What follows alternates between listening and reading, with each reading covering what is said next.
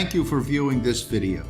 What we have to show you is not so much about the brain as how you can exercise your brain to relearn to control your body. We are game designers, not neuroscientists. However, you will see our interesting research theories in action and our new approaches. Our goal is to enable brain-impaired individuals to relearn making physical movements in actions of daily living. Our work centers on playing special but simple video game-like exercises that stimulate the brain. We have already completed a research study and will show you what the participants did in that study.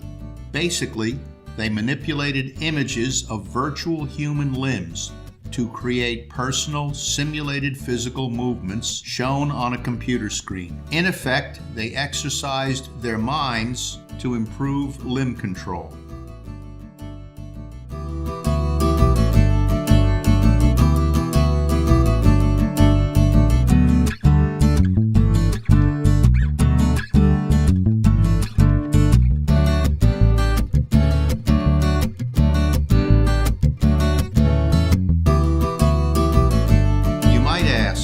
How does brain damage lead to physical movement problems? Here's an example. If you fractured a leg but had already learned how to ride a bicycle, then after the fracture healed, you could ride again without relearning. You would just get on the seat and start pedaling again. That's because as a child, you learned all the pedaling, turning movements, and balance adjustments by repeated trials and errors. In a nutshell, you mentally observed and physically tried bike riding over and over. You got physical feedback from your body to your brain and sent improved signals from your brain back to your body. Finally, you learned to ride. But as a brain-injured individual, what if brain signals are not communicating properly for making physical movements? Therefore, without adequate brain signaling, there would be no physical movement feedback to help you control your body. When bike riding brain connections are injured, you need to relearn to ride by rehabilitating your brain as well as your body. The big challenge is how to train our brains to relearn to move before being able to make movements. The solution is to give you control of virtual hands, arms, or legs so that you can make simulated movements as a way back to being able to make actual physical movements. If you can think physical movements, we can help you put those thoughts into viewable pictures of simulated physical movements. That produces the next best feedback to physical movement feedback. Visualization, also known as mental imagery, is a big part of the brain's planning process for making physical movements. We suggest that at least the following areas of the brain are involved in planning movements of the limbs: the prefrontal cortex, the premotor cortex, the supplementary motor area, and finally, the motor cortex. Limb movements are planned and controlled by brain areas on the opposite side of the limb. For the right side of the body, something like this happens.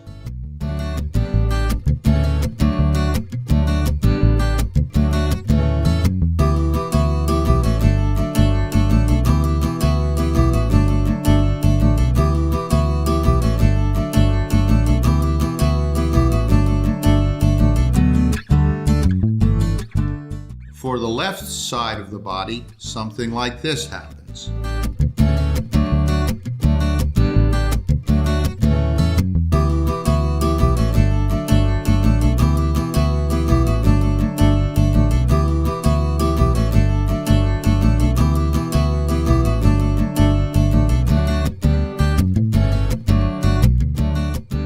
We are privileged to show you some comments from brain injury survivors participating in our recent research project. I had a stroke 7.5 years ago.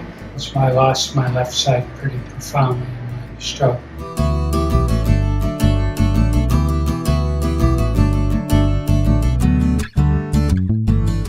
was in rehab for a year and a half, and then the insurance kicks off. The neurologists from Concord, they said I'll be a vegetable. I'm an inspirational poster boy. All the voice actors in this video have worked with survivors in our research project. We present them as cartoon characters so that you may find them entertaining as well as informative. Hello, I am Professor Imagery. And I am Professor Kinetic. We are here to discuss the connections between imagery, in other words, things we imagine in our brains, And kinetics, in other words, how those images move in our imagination and in the real world. One moment, please. May I ask, what's the objective? The objective is to help people who can imagine movements in their brains, but can't yet make physical movements in the real world. What if we could help them to reform that connection, or make a new one? How do you propose to do that? Well, hypothetically, what if we could use technology like a video game to help survivors reform connections in their brains? If they can imagine a movement, but they can't yet make the movement in the real world, they can use these games to create simulated movements on a computer screen. We call these games pre-motor exercise games. we already know that imagining a movement helps the brain learn to make the movement better. Now, there is a way to imagine the movement and see how well you can control a representation of it on a computer screen. The result is called visuomotor feedback, a term that means seeing how well you are making movements. For example, consider that survivors would use only pre-motor exercise games to control virtual body parts or muscles. Using these games, they can make simulated physical movements that provide the patients with visuomotor feedback. What they learn helps to shape the premotor and motor areas of the brain, and that improves motor control. Now that's something to think about. Thank you. May I also ask, how do kinetic and imagery relate to premotor exercise games? First things first, and I, imagery, come first. Imagery is my game. Imagery is a single picture or set of mental pictures. I see images when I'm awake, just like when I'm sleeping. As for kinetic, that means motion, or dependent upon movement for its effect. Can you show me an example? Sure. In fact, I will point to an example. Look, here is an image of our hand. And here is the kinetic image of our hand. Here is another image. And here is the kinetic image of the arm. I see. Do you have other examples? Sure, here you go.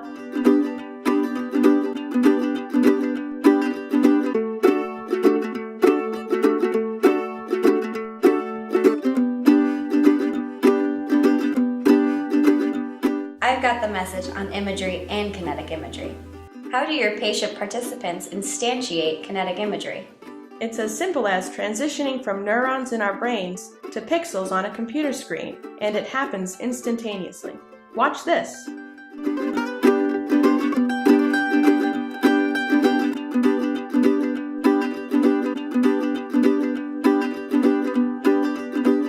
Wow, that's so cool. Yes, and we know from our study with survivors of traumatic brain injury and stroke that it can be done without harm and with beneficial effect. A write-up for peer review and publication is being prepared. Meanwhile, here are additional pictures from our study. Thanks for tuning in.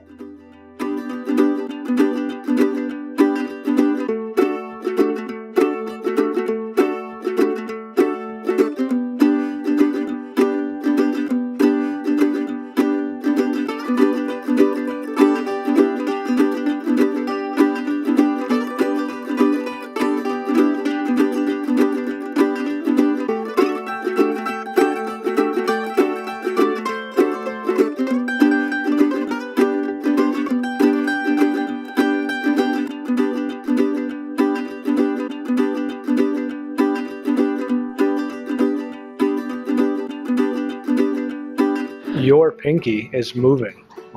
Yeah, and look, your whole hand is opened up, just like on the screen. Look at your own hand. Oh, geez. Yeah.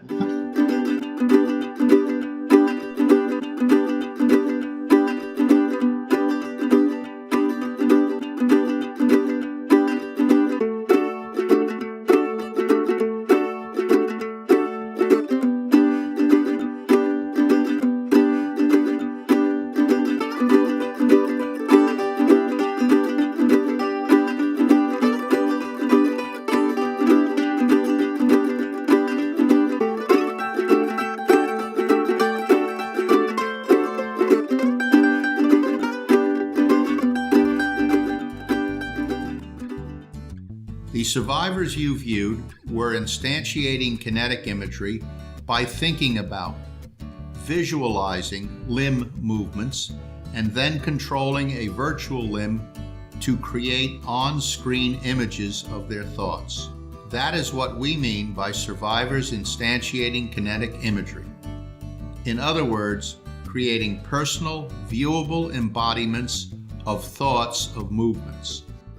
That is so cool and awesome! By the way, and I hope not to be too practical, but I can program graphics. I'd like to join your team. Okay, I'll bring it to the dean's attention. 3 of our research theories are that individuals have substantial parts of their brains that are capable of planning physical movements. Our games for instantiating kinetic imagery enable exercising those substantial parts of the brain and stimulating the brain by creating simulated movements and receiving instant feedback is self-teaching to relearn planning to make actual movements. We suggest that research using premotor exercise games is a new step toward adding the power of brain plasticity and virtual reality to adjunctive techniques. These games are non-invasive, use standard computers, and are well suited to home health care under professional supervision. We hope the video begins to explain our technology and its potential. Once again, thank you.